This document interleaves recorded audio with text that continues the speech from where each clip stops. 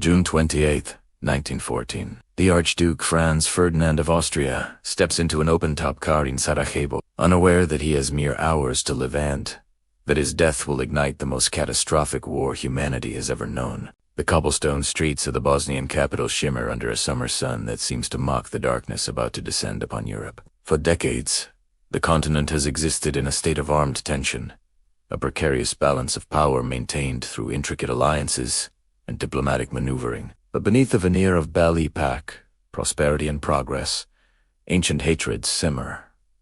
Imperial ambitions clash. Nationalist movements foment. The great powers Germany, Austria-Hungary, Russia, France, and Britain watch one another with suspicion, each armed to the teeth, each convinced of their righteousness, each preparing for a war they simultaneously fear and desire. The Austro-Hungarian Empire stands as a patchwork of ethnicities, languages, and resentments.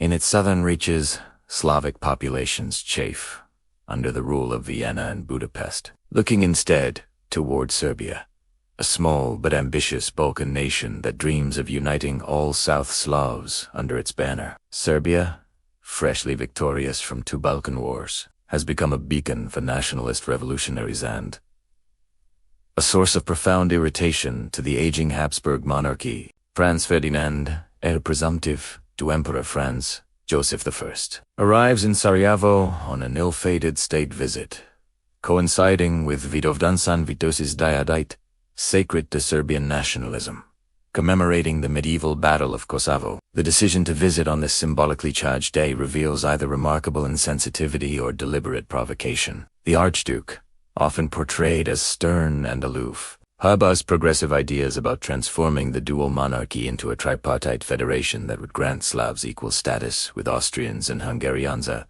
reform that would ironically undermine Serbian ambitions for a greater South Slav state. Waiting in the crowd stands Gavrilo Princip, a tubercular 19-year-old student consumed by nationalist fervor. He is not alone. 6 conspirators from the Young Bosnia movement, supplied with weapons by the Serbian secret society known as the Black Hand, have positioned themselves along the motorcade route. This organization, officially called Unification or Death, operates with a tacit knowledge, not outright support of elements within Serbian military intelligence, a connection that will have devastating diplomatic consequences. The first assassination attempt fails spectacularly. Nedeljko Vabrinovia hurls a grenade at the Archduke's vehicle, but the driver accelerates and the explosive detonates beneath the following car, wounding several officers and bystanders. In the chaos, the other conspirators lose their nerve and melt into the crowd. The motorcade speeds to the town hall,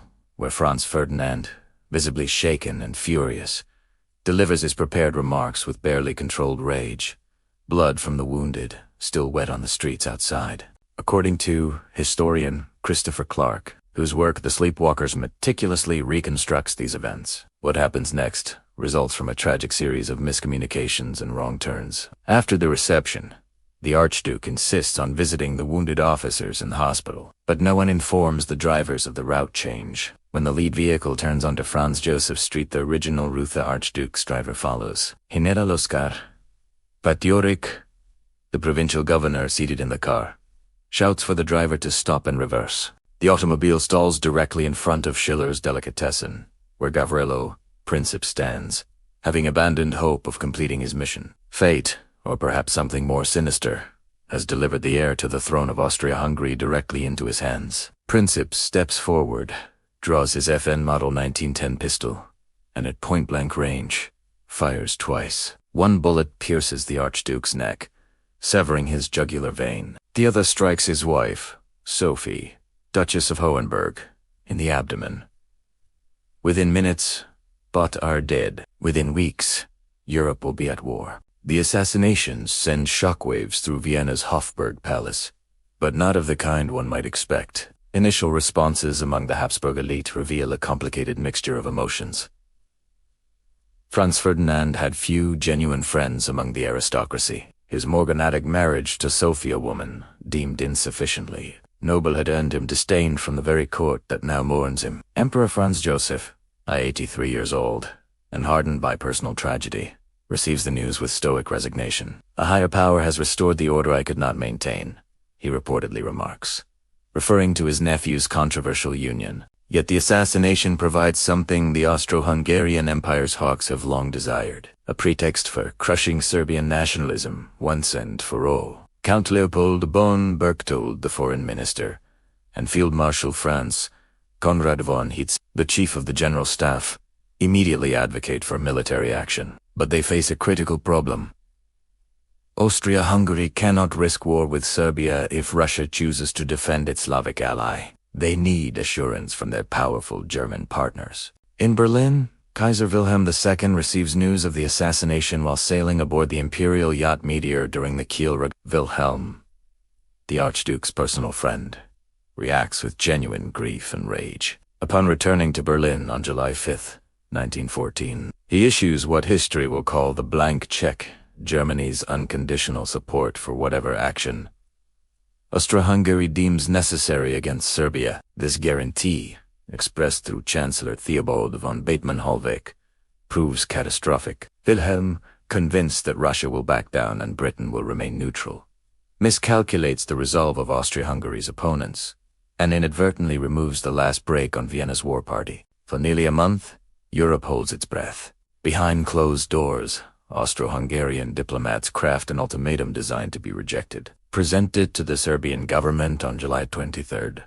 It contains 10 demands, most notably Article 6, which requires Austrian officials to participate in the suppression of subversive movements on Serbian soil, a demand that would effectively surrender Serbian sovereignty. Prime Minister Nikola Pašić and the Serbian cabinet face an impossible choice: accept, and Serbia becomes an Austrian puppet state; refuse, and face invasion. In the diplomatic capitals, frantic efforts at mediation begin and fail. British Foreign Secretary Sir Edward Grey proposes a conference of ambassadors, but Germany rejects the initiative, fearing it would weaken Austria's resolve. Russian Foreign Minister Sergei Sazonov warns that Russia cannot remain indifferent to Serbia's fate without sacrificing its credibility as protector of the Slavs and its strategic position in the Balkans. French President Raymond Poincaré, visiting St. Petersburg, assures Tsar Nicholas II of France's support, bound by the Franco-Russian alliance of 18. Serbia's response,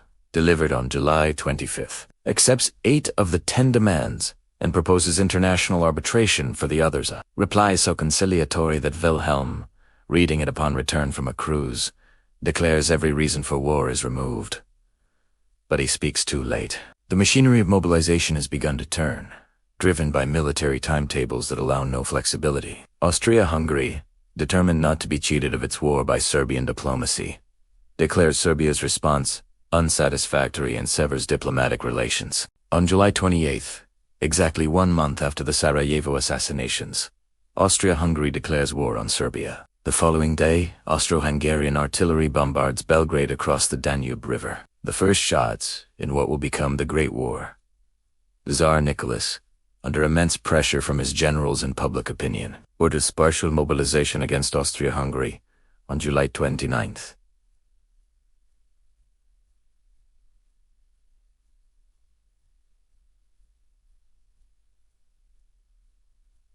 Then, convinced by his military staff that partial mobilization is technically impossible, authorizes full mobilization on July 30th, a decision that will doom 30 million people to death. The alliance system, designed to preserve peace through deterrence, now functions as a conveyor belt to catastrophe. Germany, viewing Russian mobilization as an existential threat given its strategic nightmare of a two-front war, issues ultimatums to both Russia and France. When these expire unanswered, Germany declares war on Russia on August 1st and on France on August 3rd.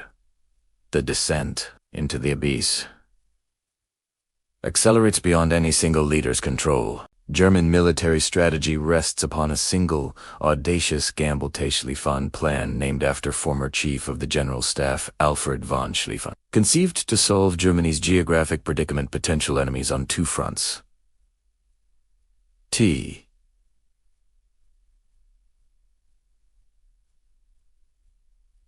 For a massive wheeling movement through neutral Belgium and Luxembourg, enveloping Paris from the west while holding defensive positions against Russia in the east. The logic appears impeccable to German military planners.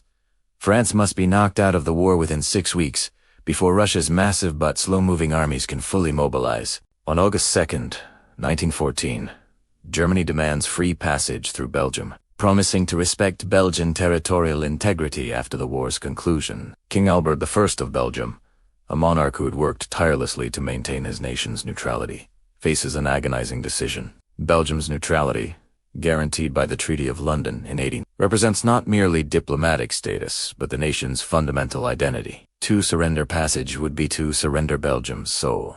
Albert's response comes swiftly and with unexpected steel. Belgium is a nation, not a road. The rejection seals his country's fate. On August 4th, German forces crossed the Belgian frontier, the 1st, 2nd, and 3rd.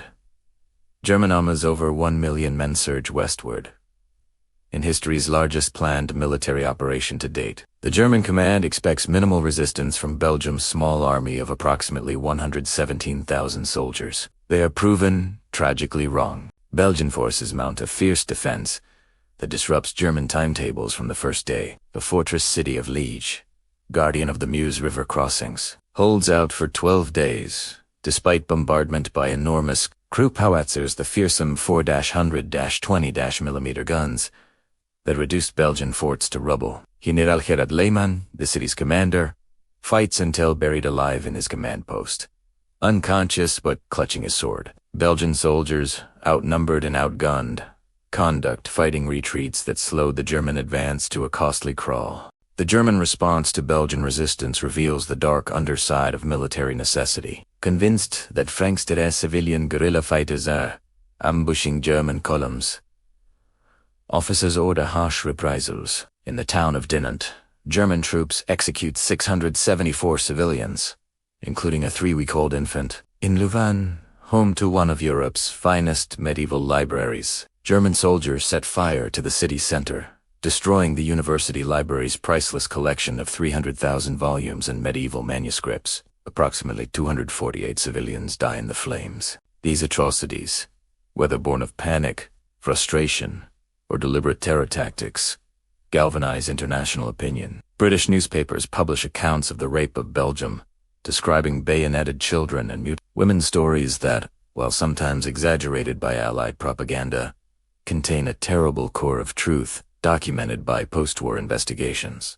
According to historian John Horn, German military doctrine included provisions for collective punishment of civilian populations suspected of supporting irregular warfare, a doctrine rooted in German experiences during the Franco-Prussian War of 1872-1871, but applied with devastating excess in Belgium. For Britain, the invasion of Belgium provides both legal justification and moral imperative for intervention. The violation of Belgian neutrality breaches the Treaty of London, to which Britain is a guarantor. But beyond legal obligations, the prospect of German domination of the Channel ports presents an unacceptable strategic threat. On August 4th, Britain issues an ultimatum demanding German withdrawal from Belgium. When midnight passes without response, Britain declares war. The British Expeditionary Force, though small initially, just 4 infantry divisions and 1 cavalry division, represents the world's only professional army, composed entirely of long-service volunteers. Under Field Marshal Sir John French, these troops deploy to Belgium and northern France, positioning themselves directly in the path of the German juggernaut. At Mons, on August 23rd, British riflemen deliver such rapid, accurate fire that German soldiers believe they face massed machine guns rather than bolt-action rifles. The Germans advance, but at a terrible cost, and the Schlieffen plan's already disrupted timetable suffers further delays. Europe's ancient regimes have led their nations into industrialized slaughter. The optimism of early August predictions of a war over by Christmas will soon drown in the mud of Flanders. By early September 1914, the German advance appears unstoppable. Paris braces for siege and potential occupation. The French government flees to board. General Joseph Joffre, Commander-in-Chief of French forces, has already lost battles across northeastern France in the Ardennes, at Charleroi, along the Sambre. His grand strategy, Plan 17, which called for offensive and aggressive attacks into Alsace-Lorraine, has collapsed in blood and chaos against German defensive firepower. French casualties in August alone exceed 260,000 men, many mowed down by machine guns while wearing conspicuous blue coats and bright red trousers, uniforms chosen for morale and tradition over battlefield practicality. Yet Joffre, imperturbable despite catastrophe, recognizes an opportunity emerging from apparent disaster. The German First Army, under General Alexander von Kluck, which should maintain its position as the rightmost pincer of the great wheeling movement, instead pivots southeast to pursue the retreating French Fifth Army. This deviation from the Schlieffen Plan, made without adequate coordination with the German Second Army under General Karl von Bülow, opens a 30-mile gap between the two German armies, a gap that exposes von Kluck's flank to counter. The First Battle of the Marne begins on September 6th. Joffre orchestrates a massive counteroffensive involving 6 French armies and the British Expeditionary Force, attacking the exposed German flank while holding against frontal assaults. The battle sprawls across a front 180 miles wide and involves approximately 2 million men. In Paris, General Joseph Coligny, the military governor, commandeers 600 Renault taxicabs to rush 6,000 reserve troops to the front, of operation more symbolic than strategically decisive, but one that captures the desperate improvisation of the moment. 4 to 5 days. The outcome hangs in balance. German units, exhausted after weeks of continuous marching and fighting, face fresh French reserves. The critical moment comes at the center of the German line, where Lieutenant Colonel Richard Hensch, a staff officer sent by German Supreme Command to assess the situation, makes a fateful decision. Finding von Bülow's Second Army under severe pressure and communications with von Kluck's First Army severed, Hensch orders a general retreat to the Aisne River. Von Kluck, furious at this interference, nonetheless complies. The great German offensive has failed. The miracle of the Marne, as French propaganda will christen it, saves Paris and fundamentally alters the war's character. Neither side has achieved decisive victory, but neither will relinquish occupied territory. As German forces establish defensive positions along the Aisne, both armies begin extending their lines northward in a series of flanking maneuvers known as the Race to the Sea, each attempting to outflank the other until both lines stretch from the Swiss border to the English Channel, 450 miles of increasingly fortified trenches. The romantic illusions of August evaporate in October and November, as the First Battle of Ypres demonstrates the new reality. British, French, and Belgian forces desperately defend the medieval Belgian city against repeated German assaults. The Germans, fielding hastily trained reserve corps of students and young volunteers, advance in dense formations singing patriotic songs, only to be slaughtered by professional British riflemen and artillery. German losses are so severe that the battle enters German memory as the Kindermord Bayapren, the massacre of the innocents at Ypres. Approximately 40,000 young Germans die in a matter of weeks, their idealism buried in Flanders mud. By year's end, the Western Front has assumed the form it will maintain for nearly 4 years. 2 parallel systems of trenches, protected by barbed wire and machine guns, separated by a lunar landscape called No Man's Land. The war of movement, envisioned by pre-war planners, has devolved into a war of attrition. Generals trained in 19th century concepts of maneuver and decisive battle now face an unprecedented problem: how to break a defensive system that grants overwhelming advantage to the defender. The armies have not merely failed to achieve victory, they have created a strategic deadlock that will consume an entire generation. While the Western Front crystallizes into stalemate, the Eastern Front erupts in campaigns of movement, encirclement, and catastrophic scale. Russia, responding to French pleas to relieve pressure in the West, launches 2 armies into East Prussia weeks before full mobilization completes a premature offensive that will lead to one of history's most complete military disasters. General Alexander Samsonov's Second Army and General Paul von Renningham's First Army advance in a pincer movement designed to trap German forces. But coordination between the two commanders is non-existent, legacy of bitter rivalry dating to the Russo-Japanese War of 1904.